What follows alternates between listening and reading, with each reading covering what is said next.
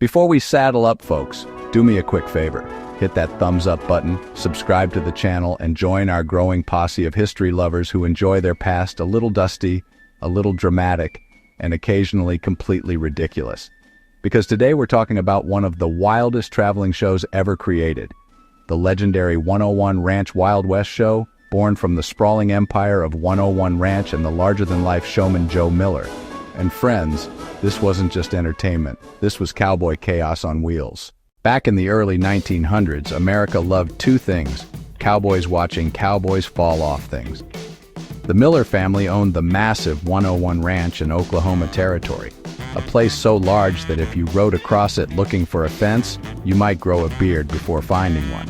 Joe Miller looked at his ranch full of horses, cowboys, and fearless riders and thought, why keep all this excitement at home when we could load it onto trains and scare cities across America? And thus, the Wild West show was born. Now understand something. This wasn't a small traveling rodeo. No, sir. The 101 Ranch Wild West show moved like a rolling frontier invasion.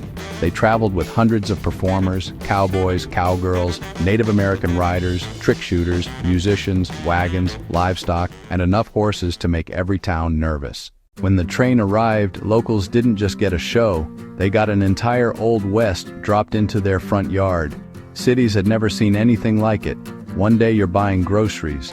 The next day, bronc riders are galloping past your bakery while a cowboy flips upside down on a saddle shouting something inspirational and slightly reckless.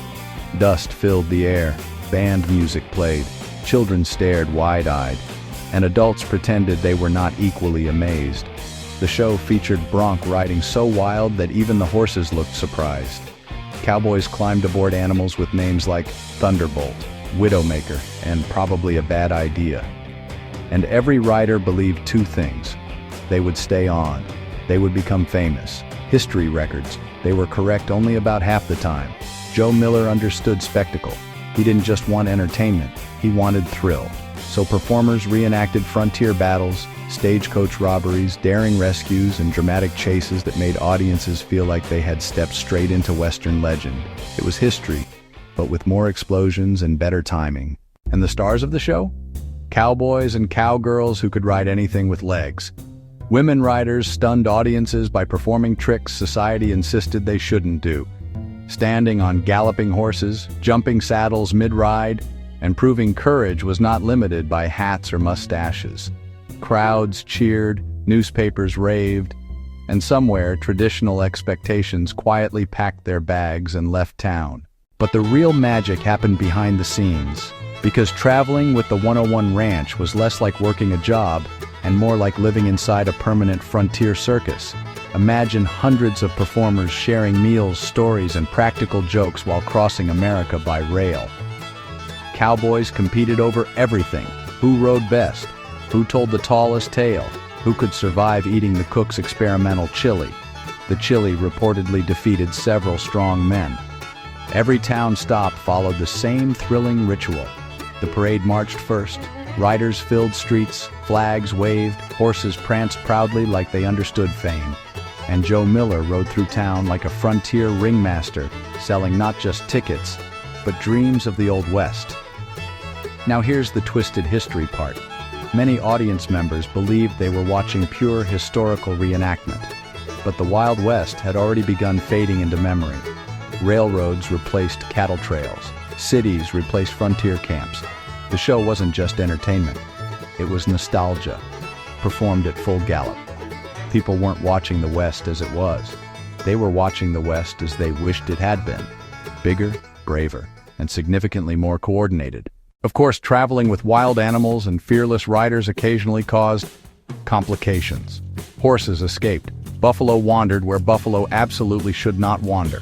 One story claims a runaway steer once interrupted a town picnic and became the most famous guest at lunch. Nobody complained. It improved attendance. The performers became celebrities. Kids collected photographs. Fans followed the tour. Cowboys signed autographs with hands still dusty from the arena. And for many Americans, the 101 Ranch show became their first glimpse of frontier culture. It connected urban crowds to a rugged past they feared was disappearing. But life on tour wasn't easy. Long train rides, stormy weather, injuries from dangerous stunts, and constant movement from city to city. Yet performers loved it, because out there under the big canvas tents, they weren't just workers, they were legends, even if only for one night. Joe Miller ran the show with vision and stubborn determination. He understood that storytelling mattered. The West wasn't just history, it was identity. And every bronc ride, every trick shot, every dramatic charge across the arena kept that identity alive. At night after performances, the camp settled into laughter and music. Guitars played, stories grew taller, cowboys compared bruises like trophies, and somewhere under lantern light, history quietly transformed into myth. But time, like an untamed horse, never stops running. Movies arrived. Hollywood began telling its own cowboy stories. Audiences turned toward silver screens instead of traveling arenas. And slowly, the great Wild West shows faded. Yet their influence never disappeared. Modern rodeos, Western films, cowboy culture itself all carry echoes of the 101 ranch riders who turned real frontier life into unforgettable performance. Today, the dust has settled. The trains no longer carry bronc riders across the country, but the spirit remains. Every rodeo cheer, every cowboy hat tipped at sunset, every daring rider climbing onto a bucking horse carries a little piece of Joe Miller's wild dream. Because the 101 Ranch Wild West show proved something important. History isn't always preserved in books. Sometimes it survives through laughter, through spectacle, and through brave people willing to ride straight into danger just to make an audience believe. So next time you watch a rodeo or hear a Western story, remember those traveling performers who hauled the frontier across America one thrilling performance at a time? They weren't just entertainers, they were storytellers of motion, guardians of legend, and occasionally cowboys trying very hard not to fall off extremely angry horses.